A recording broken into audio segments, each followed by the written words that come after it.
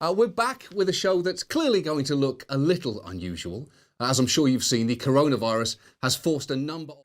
And by the way, I'd love to say that I would vote for that hamster for president, but given that their average life expectancy is just 3 years, I'm really going to have to wait to find out who its VP pick is. But COVID-19 continues to rip around the globe. On Friday, Boris Johnson, who had bragged earlier this month about shaking hands with coronavirus patients, tested positive for coronavirus. Meanwhile, we're opening up this incredible country because we have to do that. So strict social distancing measures are our best shot at slowing this, but some people aren't even doing anything close to that. And if you need proof of just how true that is, just listen to the understandably exasperated governor of Kentucky. We have a positive case today from someone who attended a coronavirus party. And I, the person that tell everybody to be calm, have to remain calm myself. Well, so we absolutely should not be relaxing measures yet. And Trump actually can't force states to do that. Its image of a lockdown is just too great to bear. I'm not living in fear of COVID-19. What I'm living in fear of is what's happening to this country. And, you know, Tucker, no one reached out to me and said, as a senior citizen, are you willing to take a chance on your survival in exchange for keeping the America that all America loves for your children and grandchildren? And if that's the exchange, I'm all in. What are you talking about? First, if you really want to die, so we already have a system in place for that, and it's called Black Friday.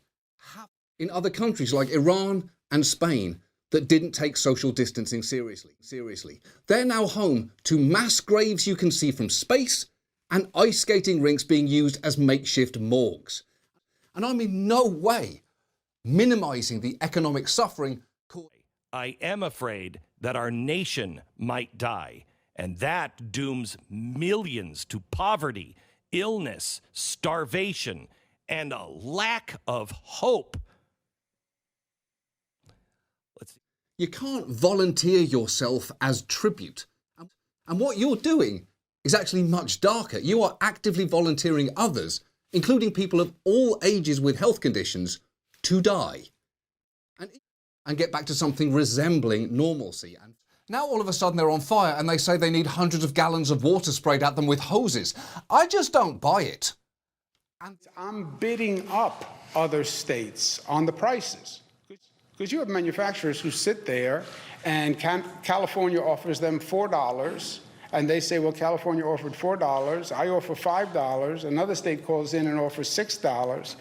And again, Trump has failed to give this crisis the seriousness We are right now scrambling to try to get a few additional ventilators. I want people to know that this is bad. People are dying.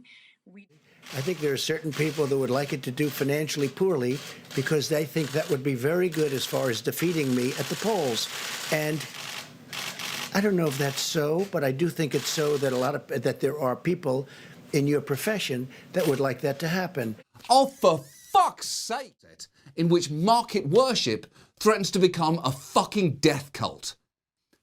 But, at the same time, this virus has exposed some reserves of real strength in this country. We've seen extraordinary heroism, kindness, and ingenuity from everyone in essential lines of work, from our grocery store workers to those making deliveries, and especially our medical professionals, who deserve, among other things, a fucking parade whenever we're allowed to have parades again.